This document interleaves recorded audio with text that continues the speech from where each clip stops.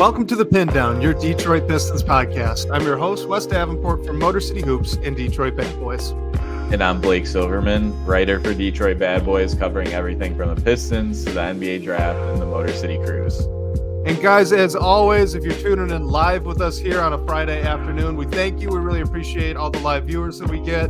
Leave a like, subscribe, do all that usual stuff. Really helps us grow. So just starting off the show today, Blake, I know we didn't really talk about this much before coming in, but I wanted to give you an opportunity because I realized we hadn't done this yet on the show and we needed to, but you've got kind of a fun, like part-time gig here on the side, and people need to know where to find that, where to see what you're working on. So let's do that. Tell everyone where they can find you.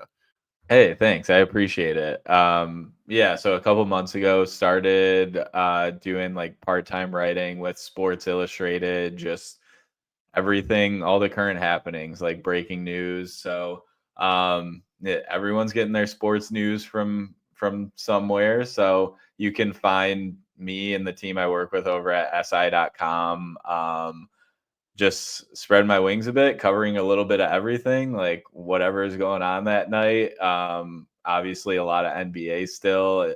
It's funny, the first night, I think it was the first night I worked, was the Pistons Heat game where Eric Spoelstra called that timeout that he didn't have. So I got to write a story about that, which was fun. But yeah, check it out on si.com. And yeah, really appreciate Wes for letting me shout it out. I just realized as the streamer was counting down, I was like, oh shoot, we hadn't done that yet. Now to get to the thing we actually like prepped before getting on today, we wanted to talk about the Lions a little bit just for a couple minutes. Cause I mean, who doesn't? If you're a Detroit sports fan, how could you not be excited about the Lions? I mean, they get the big win there in the final week of the season to get the 1 seed in the bye week. You got the spirit of Detroit in the Lions jersey. I mean, it's just awesome. So let's talk about the Lions for just a little bit, Blake.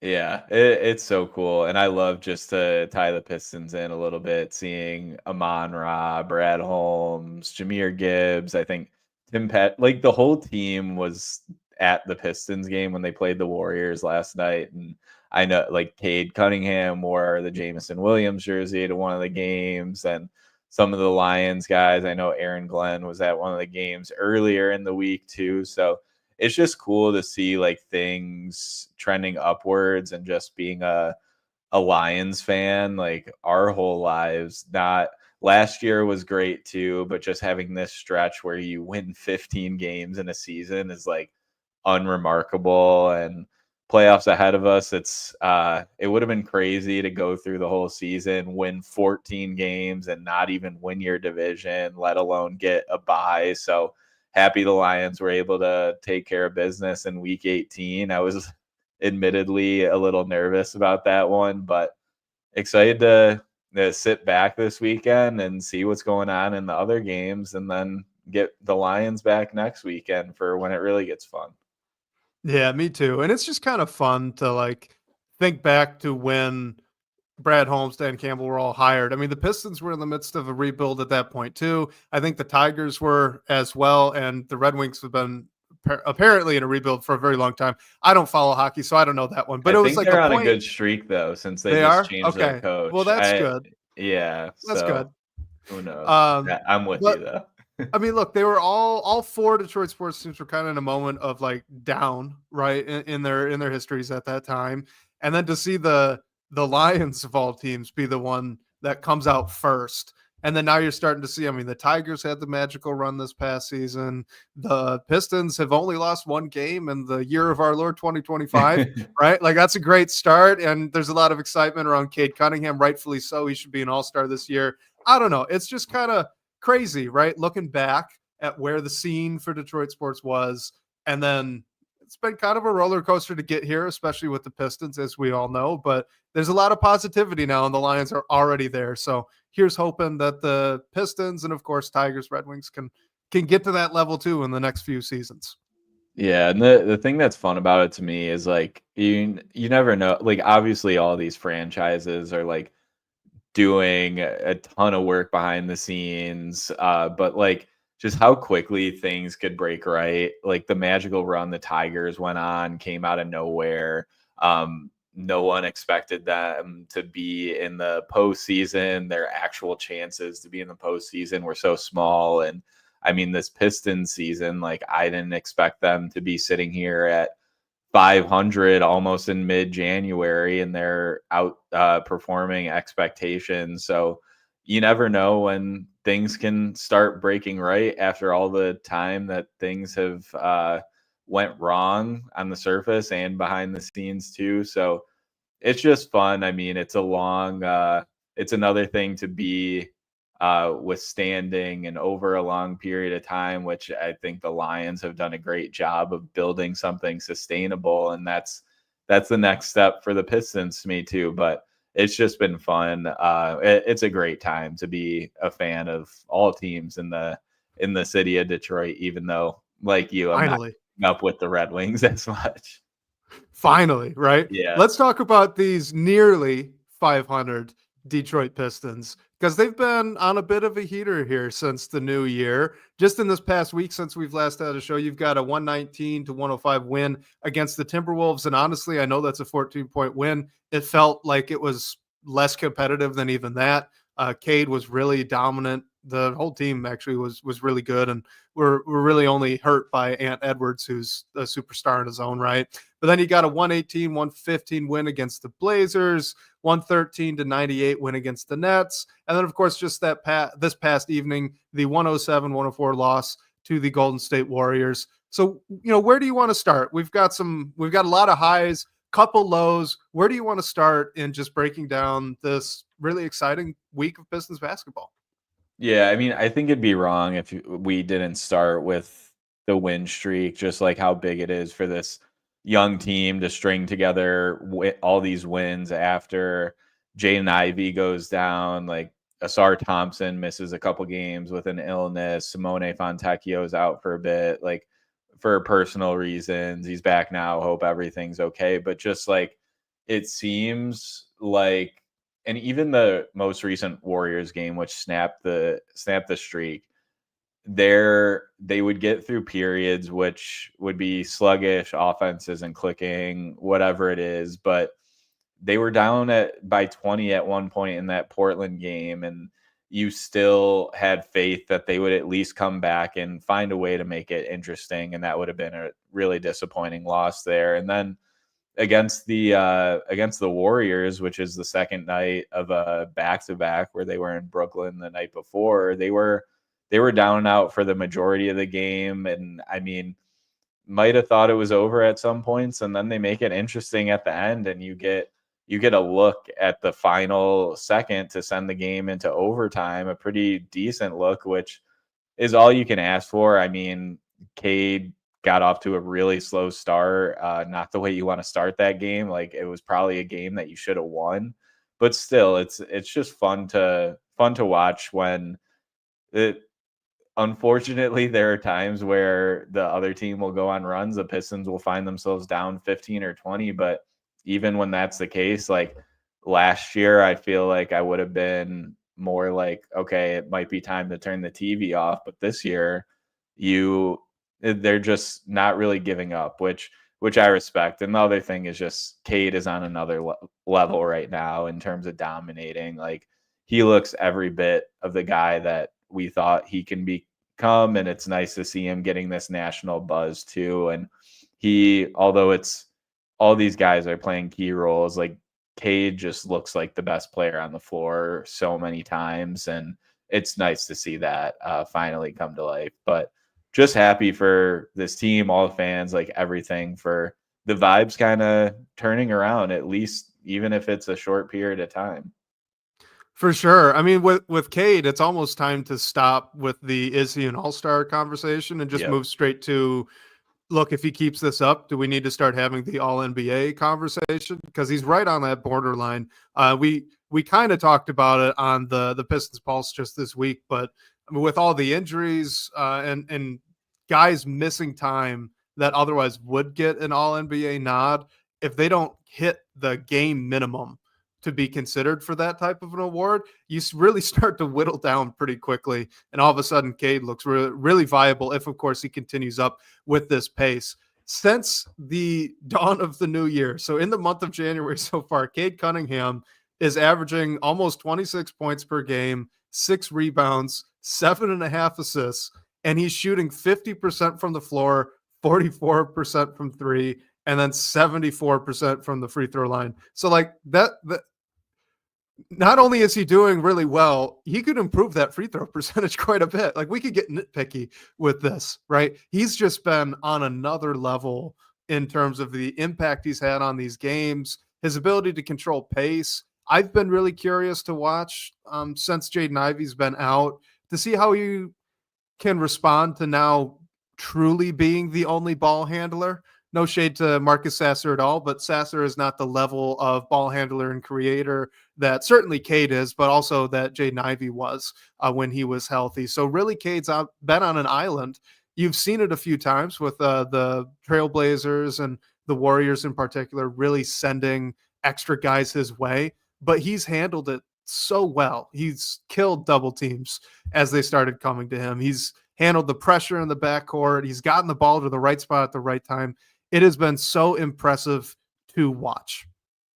Yeah, 100%. And I think it was funny. Draymond was asked like about Cade after the game, and Draymond was like, his next step is like making things happen for his teammates. And Cade Cunningham is averaging 9.3 assists per game, which is third best in the league behind just Nikola Jokic and Trae Young. Like he's in front of Halliburton, LeBron James, Chris Paul, James Harden, Brunson, like all those guys. And he's third in total assists too. So like, it's not just the takeover scoring wise. Like he's really, yeah, that Ashton in the comments just mentioned that Draymond was just talking. So yeah, but it's just cool to see like all the stars give him his flowers, the league talking about him in the way that they are, getting all this press that all of us who've been paying attention to this team over the past few years have seen. Like, I feel like I don't want to speak for everyone, but we've all seen that Cade can become this guy, and it's nice to see him do it and getting the shine he deserves. Cause I'm all with you, Wes. Like, I think if he's not an all-star, that is a travesty. Like and all the voting returns, like I don't want to get too upset about that, because I feel like how it was always going to happen is he'll be picked in by the coaches, and if he's not, like that's just crazy to me. But how he's played over the past few weeks has really cemented that. And yeah, Wes, I'm with you. Like, is he an all NBA guy, especially when you think about some of the guys who won't be eligible for that award as well. If the team keeps winning games the way that they are, like he at least needs to be in the conversation for sure. So just shout out to Cade. Like, I just love watching that dude play basketball too. Like, some of the moves he has are so fun, and like the finishes and everything. And yeah, sometimes it can be a little like hot and cold, but when he's on, and he just looks like the best player on the court so many times, which the Pistons needed that guy for a long time. And I feel like you can confidently say that you have it in Cade. That's where I was going to go to. Cause like, just as a fan, it is so fun to watch a young guy like Cade Cunningham have the season he had last year. That was really, really freaking good. He had an incredible season last year. And then this season to just, beyond the shadow of the doubt, establish himself as one of the NBA's stars, take this Pistons team that, I mean, you mentioned earlier that they probably should have won against the Warriors. Maybe so. I'm in a position right now. I don't think the Pistons really have easy games or games that they should or should not win at this point. Like, the roster's not in a position where they are out talenting guys, other teams in the league right now. Not many. There are a few, but there aren't many.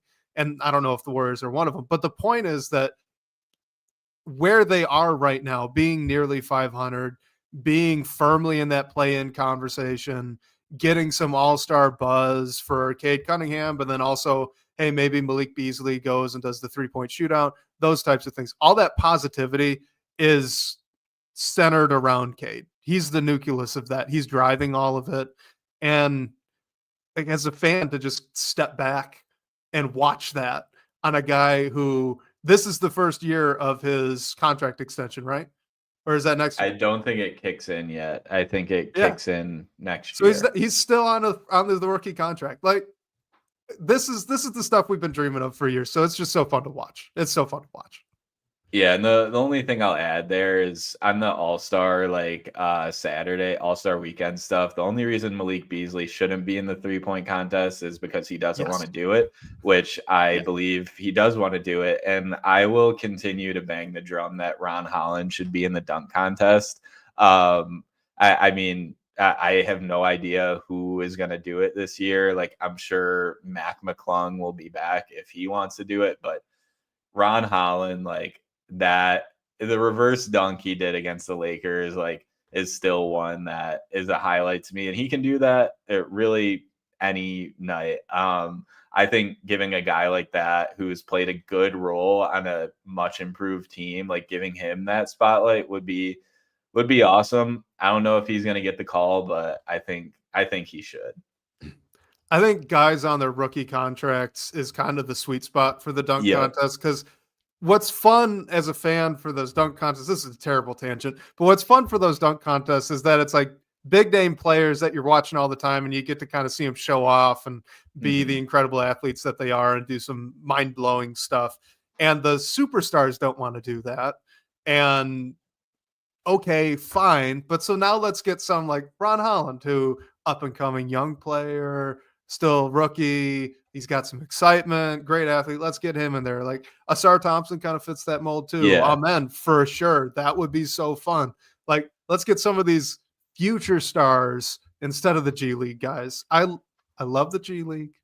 It's a great program, but I want to recognize the guys. But let's talk about Ron Holland. Can we talk about Ron Holland? Oh, I'd love to. Incredible this month. I can read off what his averages are, and honestly, I don't think that it really shows just how dang impactful he's been.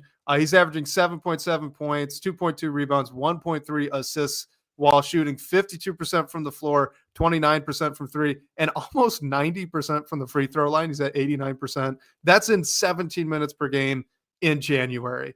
Ron Holland has been awesome.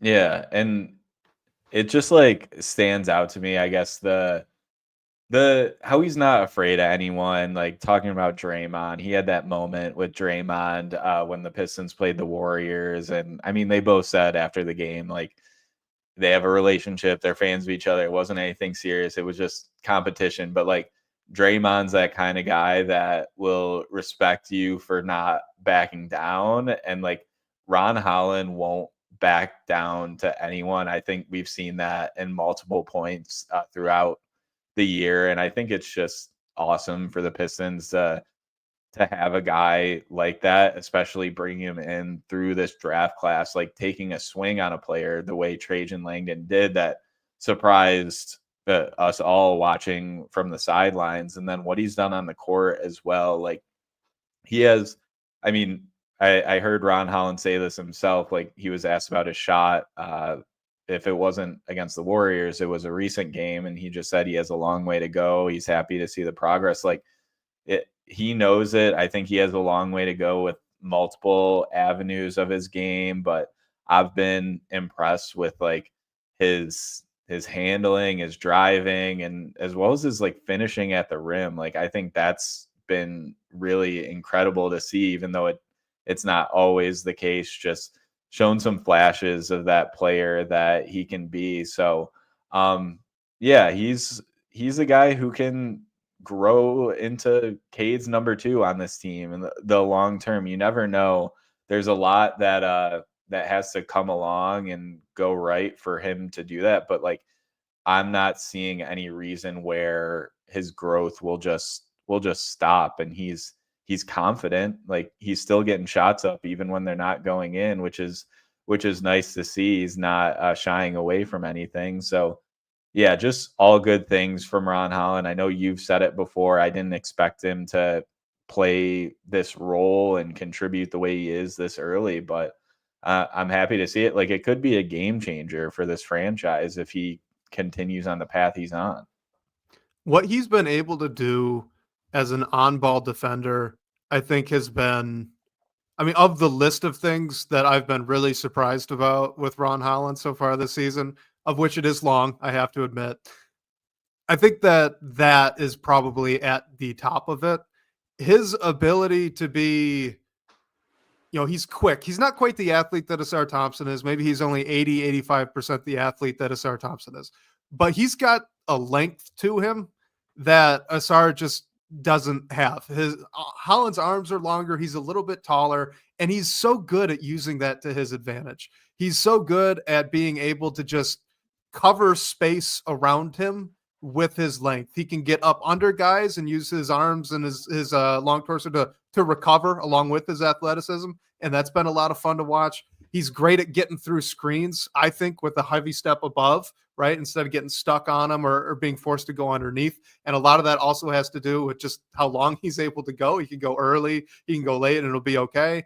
And then he's kind of got that a little bit of like Isaiah Stewart in him, right? Like when you see Isaiah Stewart switch out onto a guard, he's not playing right up on the guy. He's backed up a little bit, but because he's like a dang pterodactyl out there, it doesn't matter, right? The ball handler still's uncomfortable. Stu's still got the hand right where that crossover is going to be, and he's able to stay in front that way. And in those situations where the Pistons have asked Ron Holland to guard down, like on point guards, he's done that really effectively.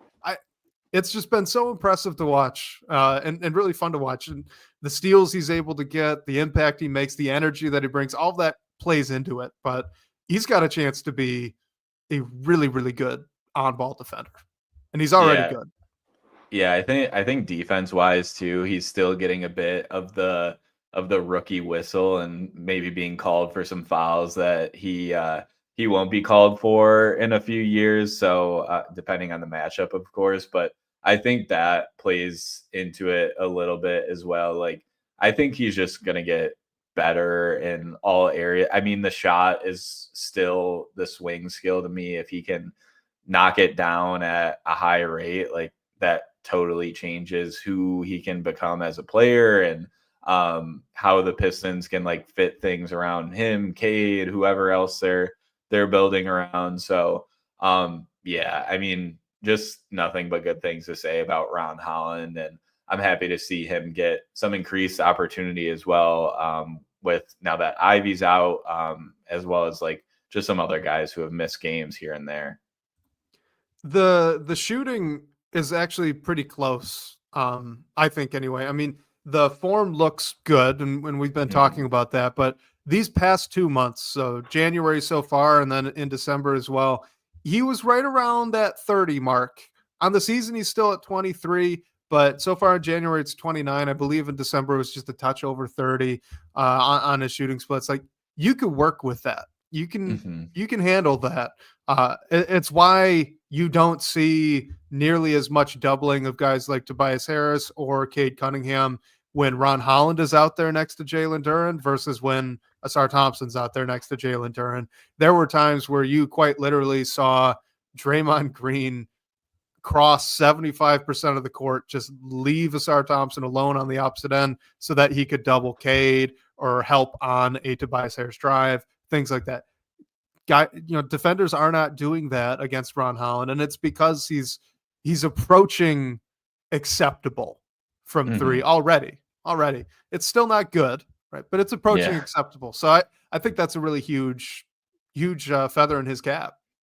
Yeah, and I mean, put up 8 threes against Golden State and knock down 3 of them. Like, I mean, hey, yeah, all day. I mean, is he going to put up 8 threes every night? Like, no, hopefully I don't think so. maybe eventually down the road with whatever he turns into. But yeah, if he can be league average, I feel like you're thrilled with that. And if he can even grow into more, like, that's just, again, it can change everything for what the team can and wants to do.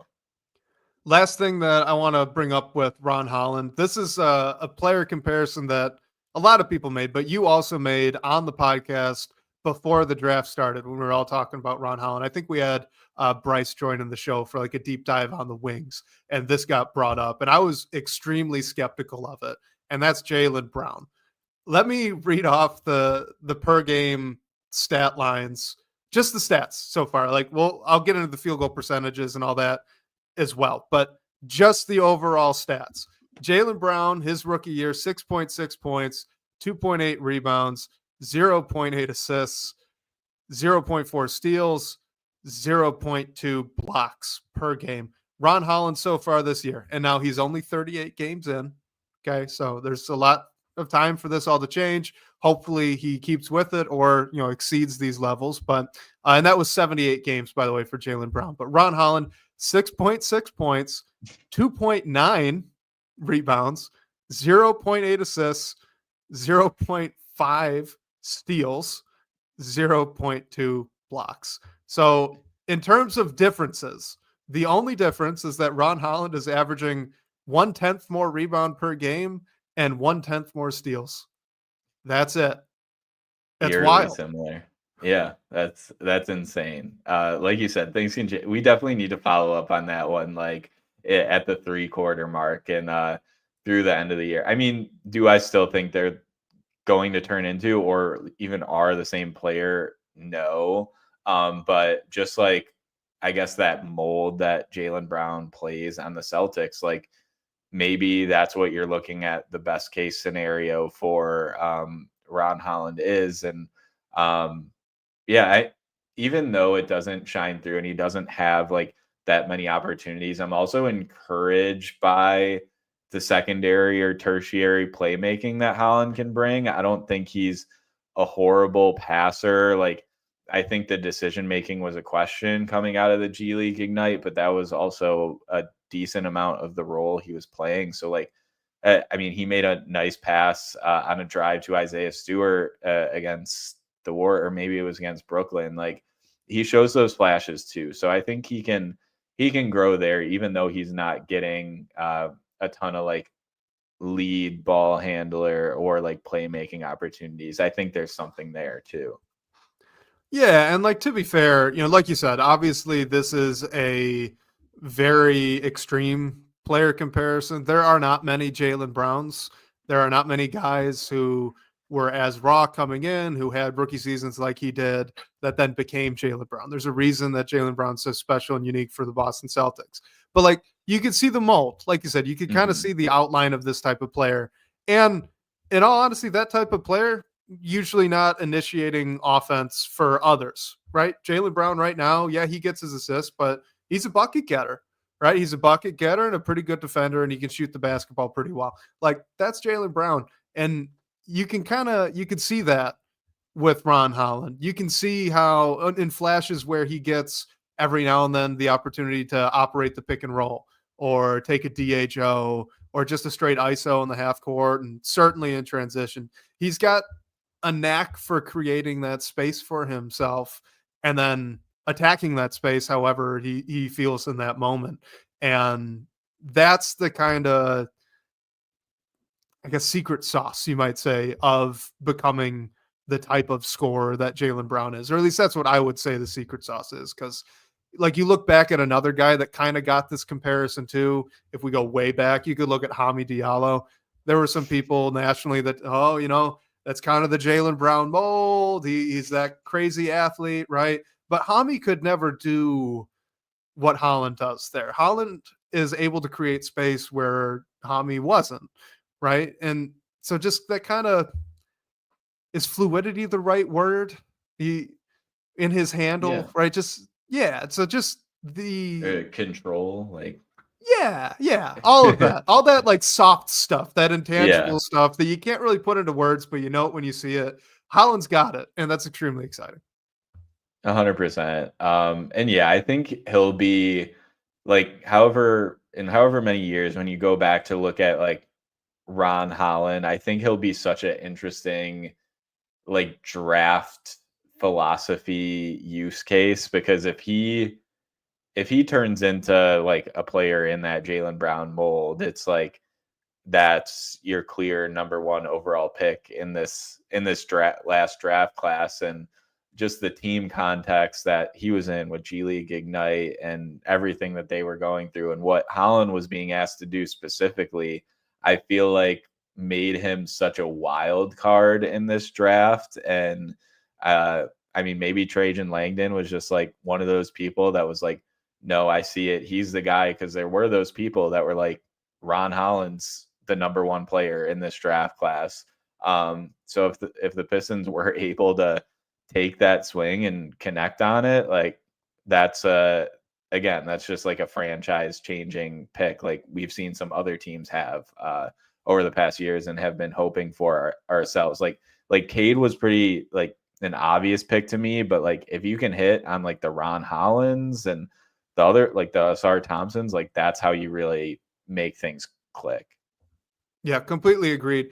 I never like to minimize the obvious pick, quote unquote, because you could still screw that up. Right. We were just talking about the Lions to open up this show. They've screwed up in their history plenty of obvious picks, and I'm using the scare quotes there. So like you do get credit. Troy Weaver does get credit for selecting Cade instead of like a Jalen Green. No shade to Jalen Green. He's a player I like quite a bit, but I'd rather have Cade, right? Yeah. But hitting on the Ron Hollands is much more difficult. Hopefully that's now where Trajan Langdon is.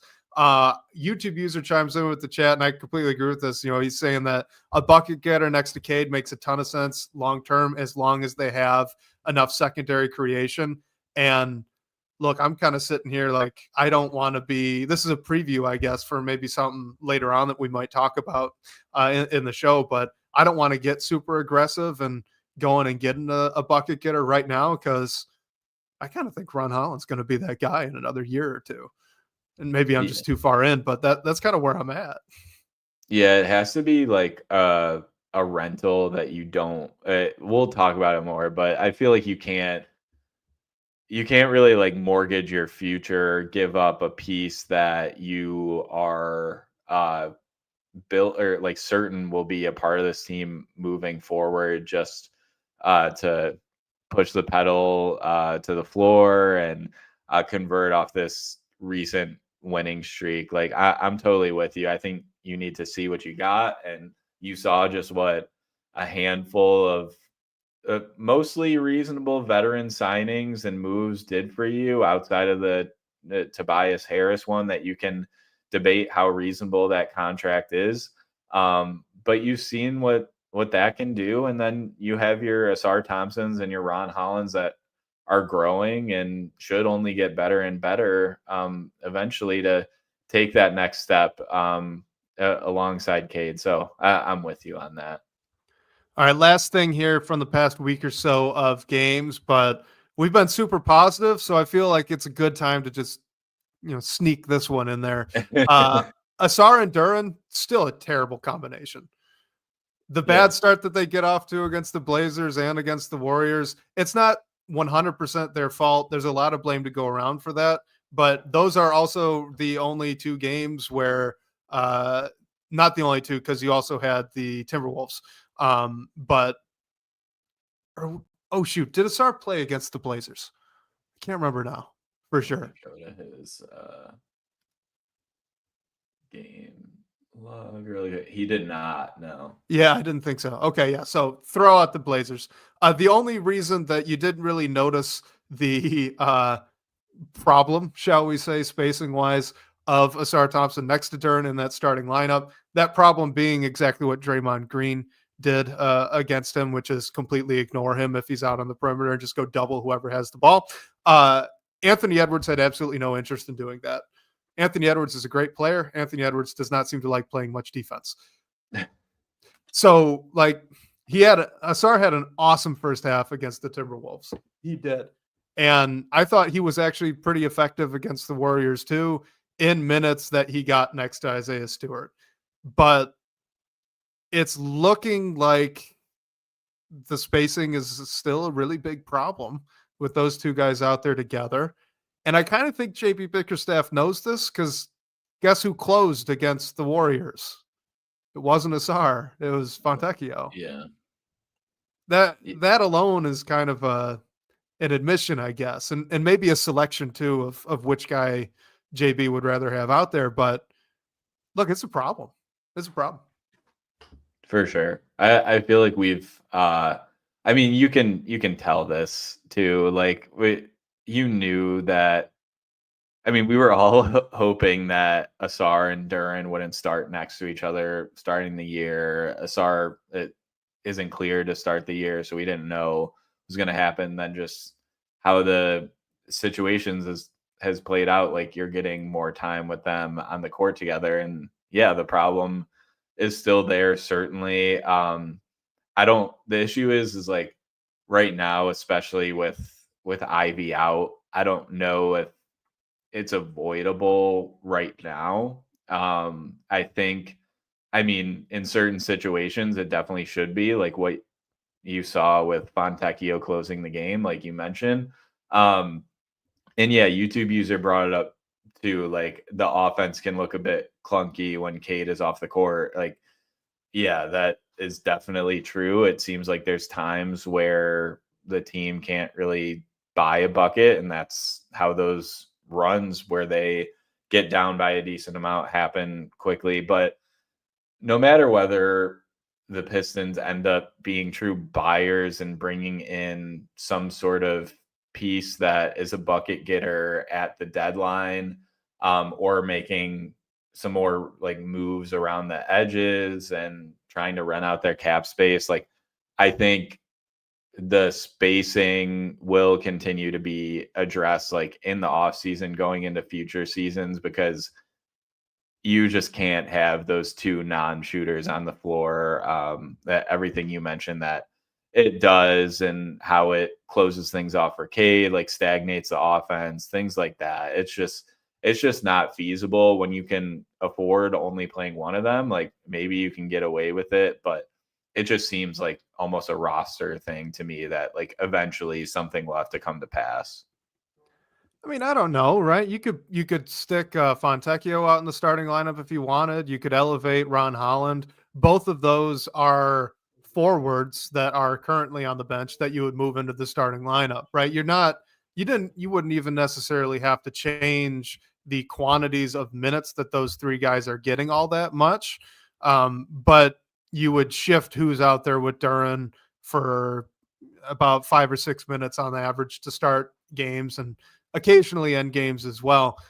I really like Asar Thompson. Ray Floyd says that Asar is his second favorite player on the team, but he really needs to add to his offensive bag. Needs to improve his handles. I would agree with that. And, as much as I love what he brings defensively, that stuff, right? His inability, I guess, to create for himself in the half court setting, it's not a problem necessarily long term.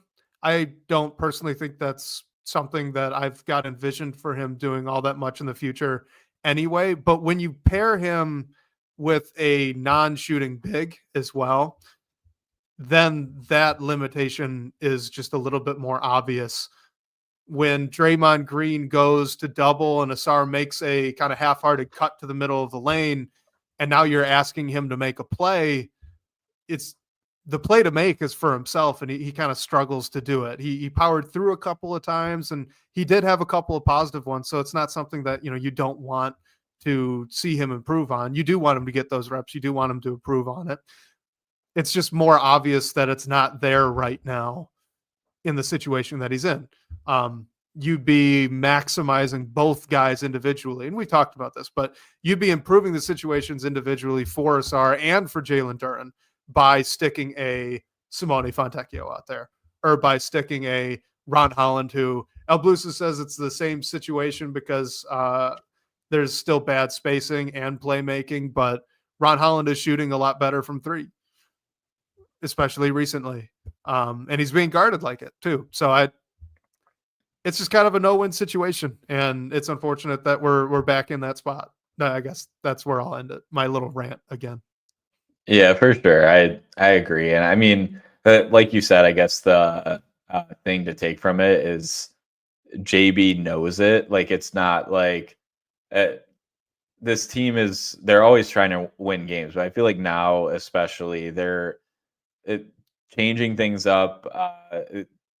The game plan is like always there. And I think those things that are glaring to us just watching, like he's on top of it. And also Simone Fontecchio, the stretch that he's going through where he's playing super well is huge when he had a off and on and honestly probably just a rough start to the season. Like him giving you those good minutes and being able to shoot the ball and make some other things happen on offense and at least be uh, just not a net negative defensively is huge for the team as well. So yeah, maybe the answer is start him, give Holland more minutes, like you're saying. But I think overall, right now, like you'll probably see Asar and Duran on the floor at times, but hopefully it's just not extensive because it's so clear how unsustainable it is.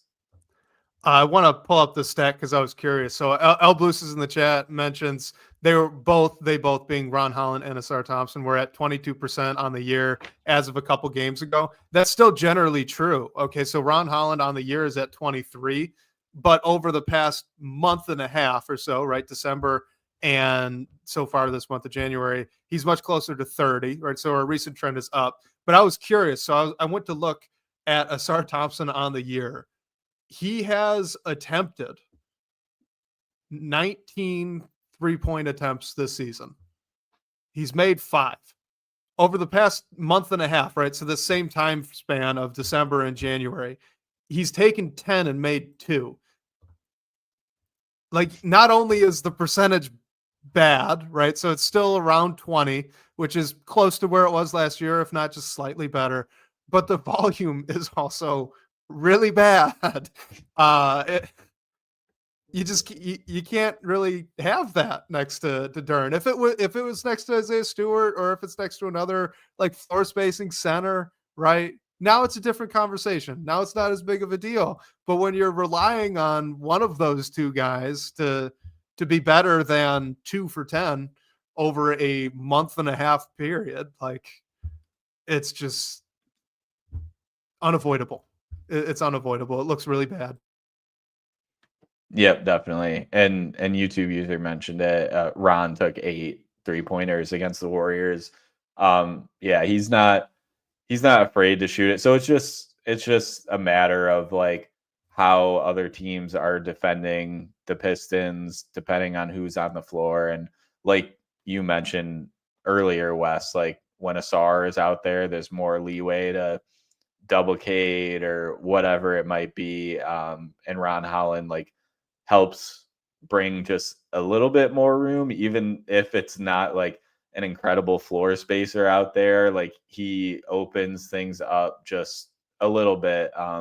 But again, you're not getting like Asar, even though he's had his moments where he struggled, like he's a much better defender than Ron Holland right now.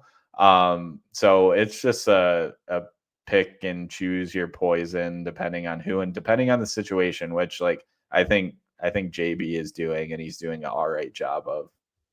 And for what it's worth, I've been extremely impressed with Asar's chemistry with Cade in the kind of 2-man game. It's not always pick and roll, sometimes DHOs, sometimes just cutting off one another. But I think that's actually been really good. It's been a lot of fun to watch, and hopefully, fingers crossed, that's something that's really buildable moving into the future here. Let's get into, this is a question from last week, but it was fun. It was a fun question. So let's have a little bit of fun here on a Friday afternoon. It says, following my question of a few weeks back, re-ranking the top 5 of the 2024 class, I now humbly ask you, how would you redraft the top 5 of the 2021 NBA draft, which is Cade's draft? This is from No Frown Motown in the DBB comments. So what's your redraft of 2021? Okay, I'll start it just by saying I think Cade is like the far and away number 1 now. Like, so it's like Cade and then a big line break, and then the rest to me. My number 2 is Franz Wagner. Maybe you can say he's like a little bit closer, but I'd still much rather have Cade like by a lot. After that, I have Sengun. And then number 4, I had Jalen Johnson, who I just love. I mean, just a heck of a player. If he's not um, uh, being the number 2 to like Trae Young right now, like I honestly think he could, if the Hawks wanted to build around him, they could, and you need more scoring. And so, but I just think he's the perfect player for today's NBA. And then 5, I had Evan Mobley, and it was really tough to leave Scotty Barnes out, like just below Mobley at 6. But I think my top 5 were just the group of players to me that I could take and say, if I was starting with nothing and you give me this player and I find ways to make it work, like those would be the players from this draft that I would be okay doing that with. Scotty, although Toronto committed to him, gave him the max extension, I'm just a little less confident that he can be a building like a number 1 maybe. So that's where it is for me. I hated how I had Mobley at 5 too, but that's just how it shook out. Our top 5 was actually the same 5 players. I also had Cade Cunningham number 1, obviously as a Pistons fan, but I want to pitch you Evan Mobley for a second. So YouTube user says that Evan Mobley's really good in his role in Cleveland. I agree, and it's kind of an understated role. I think he could be doing more if he was in a different situation. But my pitch for Evan Mobley is on the defensive end, because truly, I think that mold of player, the tall, long, athletic big who can shoot it a little bit, pass really well, and then is just an incredible shot blocker and havoc causer on defense. That guy is so important now with Victor Wembanyama in the league. Yeah. Like look, you want an answer to Wemby. Evan Mobley and Chet Holmgren are about as good as you're going to get. Maybe Alex Sarr can get there too one day, right? But that's my pitch for Evan Mobley. It's like, if you're not going to get Cade Cunningham in this redraft, you're not going to get the guy that you can run everything through and around and build out from, then like get the guy that stops the other guy from doing that. Get the guy that can actually maybe make a difference in hopefully one day a playoff series, or just in, very tight, important games against the Spurs now with Victor Wembanyama. That's my Mobley pitch. That's why I've got him too. Yeah, I like that. And I love Evan Mobley. Like, I hated how I put him at 5. So yeah, I did not think about the Wemby aspect. Now I'm thinking, like, what if you could take one of the other players and then get like a 14% shot at Cooper Flag as like a Wemby stopper? But no, I totally understand that, and I'm good with Mobley at 2.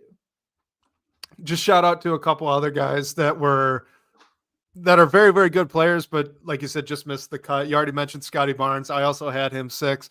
Trey Murphy, I think, he needs a little bit of love. Good player, but just not quite better than like a Jalen Johnson with the leap that he's taken this year.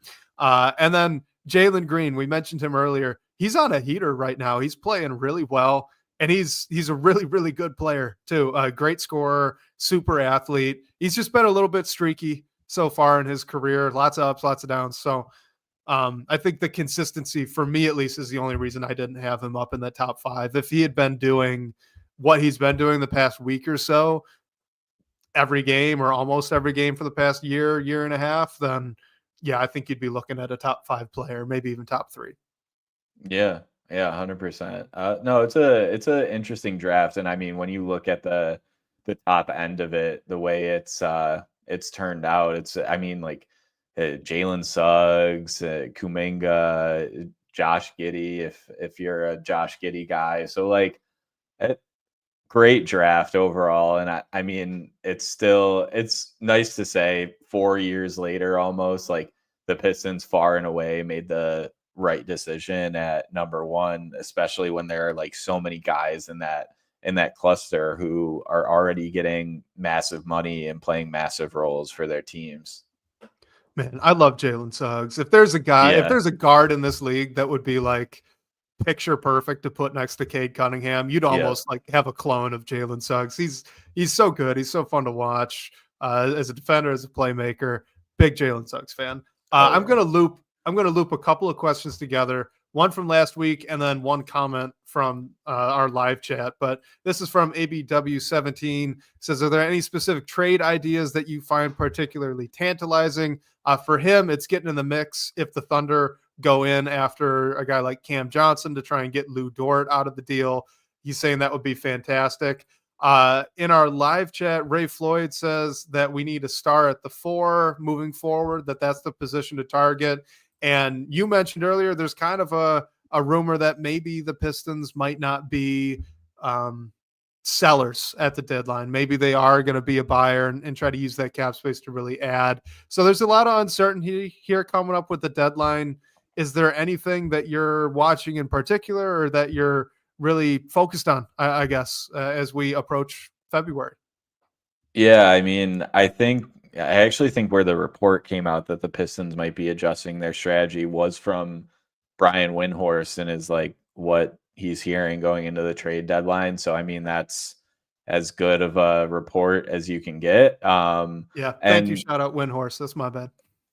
No, and I haven't. I think I saw it from an aggregator, and they sourced Windy, and I haven't looked at his article yet, but that I'm pretty sure he's the one who said it initially. So I need to check that out. But that's like really still that's what's most interesting to me. I mean, Trajan Langdon has talked about how he's in asset accumulation mode. All the moves he's made has been maximizing flexibility, opening things up so the Pistons can be that dumping ground to help facilitate trades or take on money in exchange for assets. But now, I mean, you have this flexibility and you could, if there's an interesting player available that you think fits well and you can get them for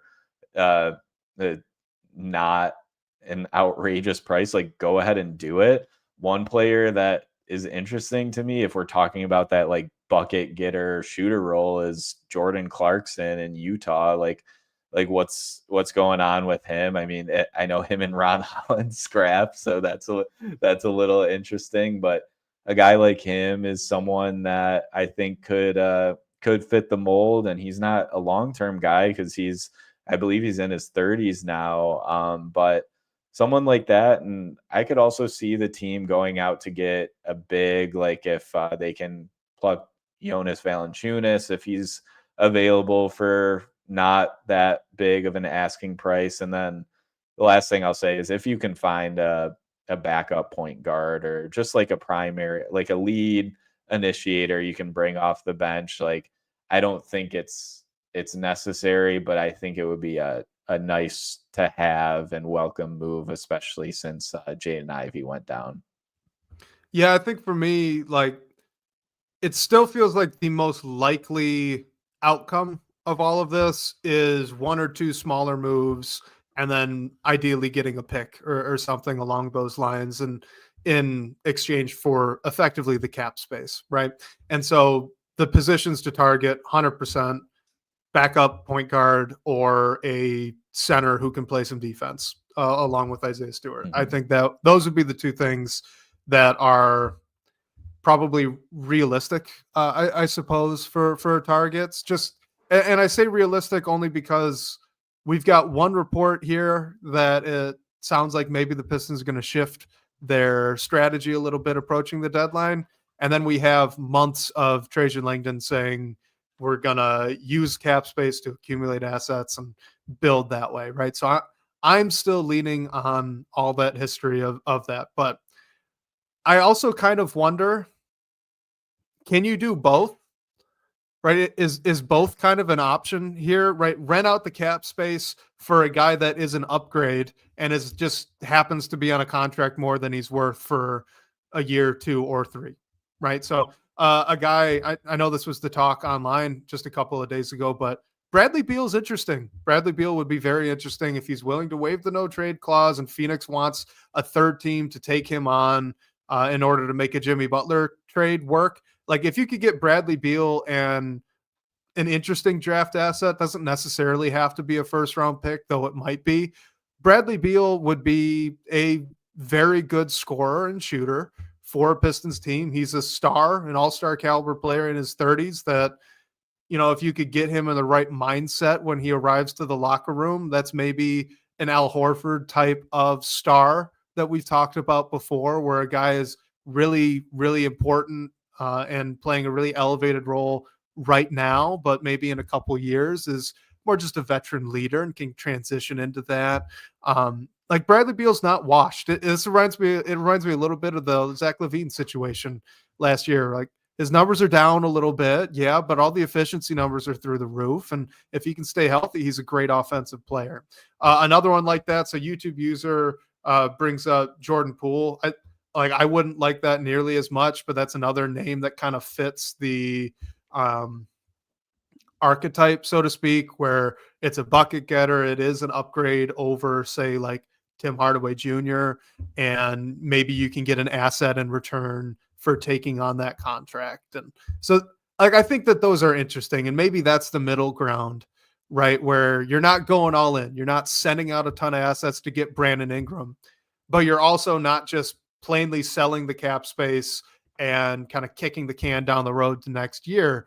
You're getting a guy in Bradley Beal who's going to give you 18 to 20 points a game, maybe even more, right? He is playing next to two studs there in Phoenix. Maybe he could give you even more than that. Maybe he can get you to 22, 23. He's going to shoot the heck out of the ball. And he seems, a lot of these guys seem like they're great guys, but he seems like an individual who could become a great leader. So maybe that's worth doing. Maybe that's worth exploring. I'm not sure.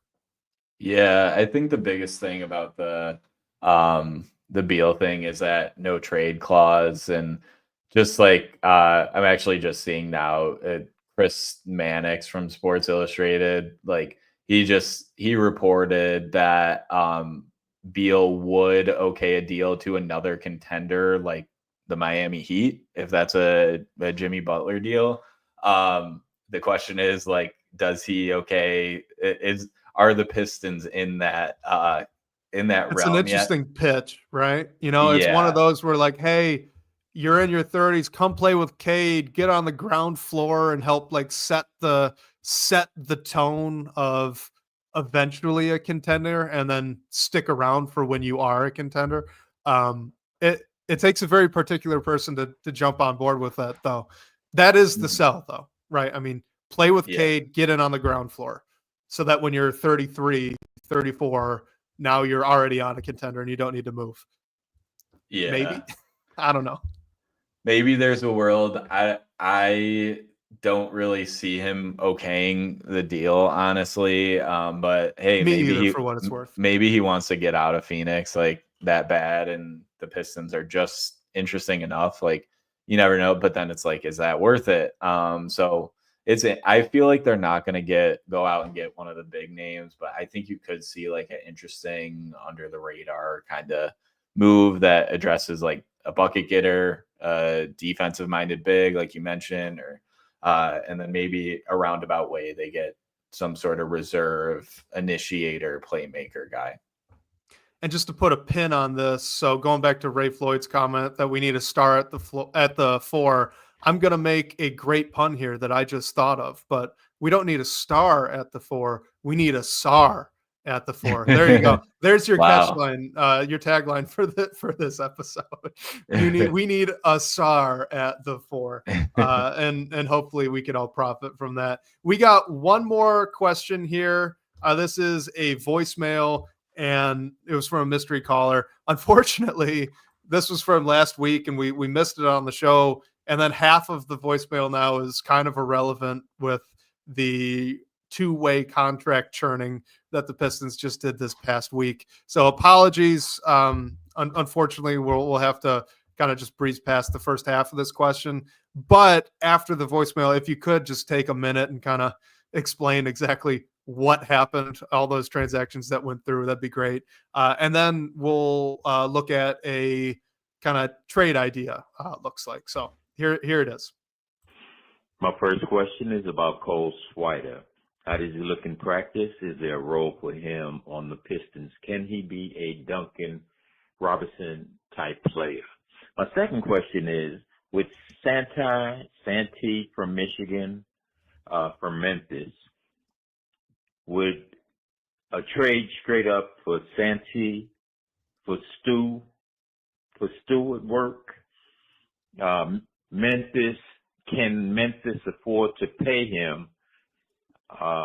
And Stewart has another 3 years on his contract. So would a trade like that work? Thank you.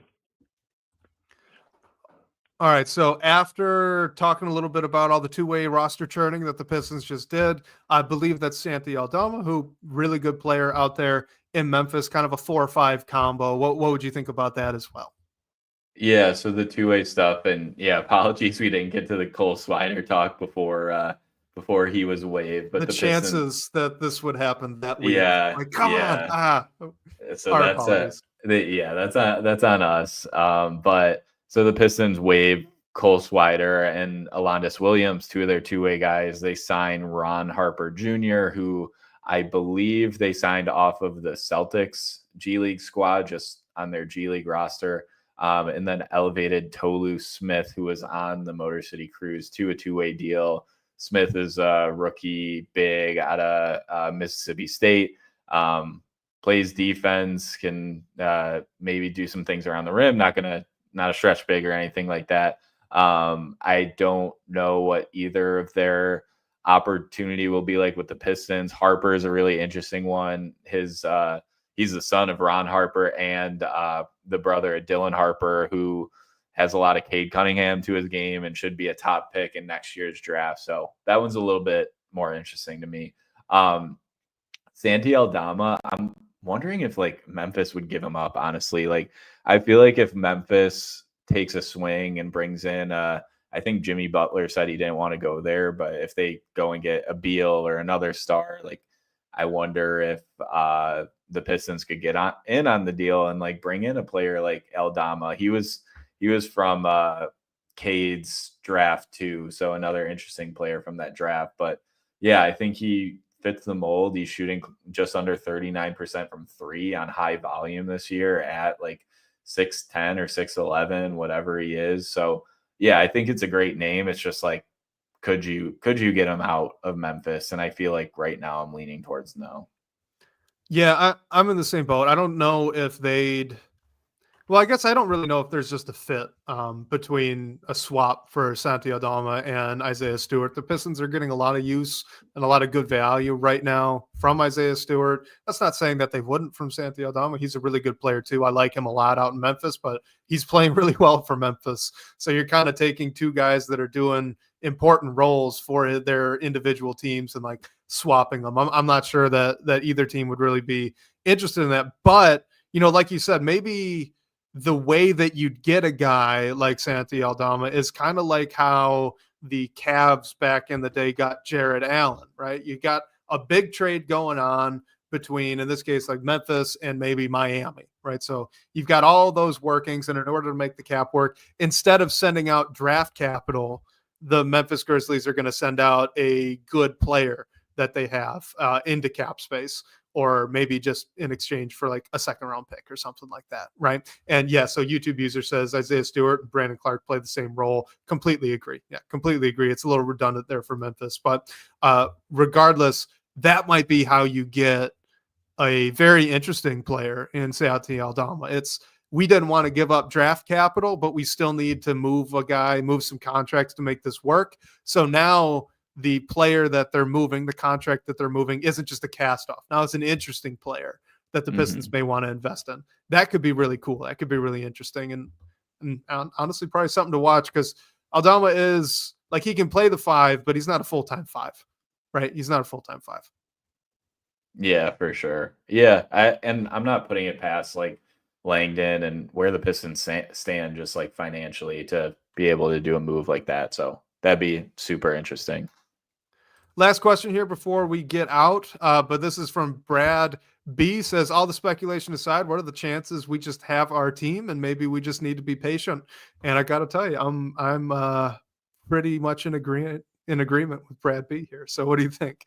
Yeah, I mean, I think it's likely. I think there are still some like roster move. There always are, so that's not like anything crazy. But I think there might be like if Ron Holland needs more time, which like he'll need some time, I think you're gonna see them bring in another shooter, bucket getter, like YouTube user was talking about.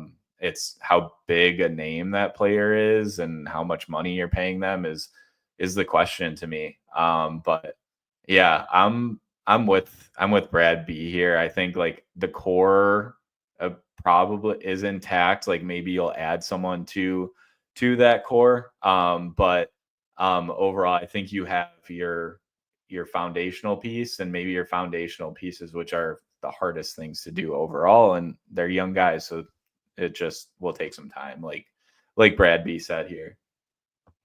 Shout out Brad B, who says, P.S. Love the Pulse, Pistons Pulse. Of course, guys, if you're not listening to that, you really should. Great show, free press. I produce it. Bryson Amari, awesome insight. And I mean, they've been doing it for feels like forever now, which is kind of crazy how long we've had that podcast going over there. But look, I think that at the end of the day, the Pistons have 4 really, really interesting young players that are all kind of at different spots in their development right now, but are at least interesting and worth investing in and trying to build around, or maybe not build around, because at this point you're really just trying to build around Cade, but build a context that is conducive to their growth for. I would say that those 4 players are obviously Cade Cunningham, but Jaden Ivey looked fantastic this year. Obviously, very unfortunate what happened with him on that injury, and hopefully he's going to return full strength, and no real reason to expect that he won't, but fingers crossed for that, hoping for the best. But then Ron Holland, his potential has been extremely exciting. And I would say Asar Thompson. No, YouTube users asked, so I'm saying Jalen Duren's the center of the future. Wants me to say 5 young players. I'm not going to go there. The 4th young player is Asar Thompson to me. What he can do as a defender and kind of as a utility guy offensively is interesting, maybe like a Bruce Brown type mold, but bigger and more athletic. Really cool. Those are the 4 guys I'd be trying to maximize in each their own very unique ways, in each of their individual ways. So, what does that mean for the trade deadline? That means more of a quiet deadline, kind of like you said. Of course, there's little stuff to do here and there, but look, if they're going to make the playoffs, you want it to come off the back of Cade Cunningham like it has been. And hey, maybe Ron Holland's going to take that step forward, and maybe Asar Thompson kind of figures out how to be a more effective cutter or player from a standstill in like a short roll situation, right? And those things would be big and important, and that's what gets you to the playoffs. And then when you get to the offseason, okay, now revisit on how to upgrade different spots. Maybe you don't think Holland's ready to be a starter next year. Maybe you want to go get a better starting center who can block more shots and maybe space the floor for Asar, all that kind of stuff. But all that stuff's in the future. It's in the offseason. Right now, I'm with Brad B. I think that they've got the 4 guys. One of them, unfortunately, is injured, but maybe he could come back. But they've got the 4 guys that you hope to have. All 4 of those guys are in the mold of what you'd hope to have at this point of a rebuild, and future seems really bright. So that's still my preference. I know it's really exciting right now with the win streak, and that they look really, really close to, maybe not just being a play-in team, just with the context of the Eastern Conference this year. But I don't jump the gun. Don't jump the gun. That's all. That's where I'm at. For sure. Yeah. I couldn't have said it better. I mean, all I'll say is it would scare me to press the trigger and make that big move right now. I don't think it's going to happen. I would be surprised if it did, but I think any move that this team makes, and from Langdon, what he said, like, it's not going to mortgage what you already have. So I fully agree there. And YouTube user says in the comments, with respect to Jalen Duren, and I agree with this, he's been better lately. YouTube user says Duren's been good lately. His overall impact on offense and defense combined has been much better. Just as a quick aside, like, I think that he's been kind of regular bad on defense now, which is a step forward. Like, that's not a slight. Like, he's improved. He's not making nearly as many mistakes, and it's still not good, but it's certainly better. And of course, to bring us full circle, Brad B says patience is what got the Lions there. Yeah. So there you go. I think that's a nice little encapsulation of the whole podcast. Oh, 100%. Yeah, and some good draft picks too, which we're talking about the Pistons' strong draft as well. So yeah, I'll go ahead and close us out there. Shout out to our unnamed caller. Thank you for leaving a voicemail, and sorry it took us a bit to get to it, where we missed the Swider news and everything. But reminder, everyone can call the number to ask a question, hear your voice on the show. The number for that is 313-355-2717. And special thanks to Sean Corp, the managing editor of Detroit Bad Boys, for supporting the show.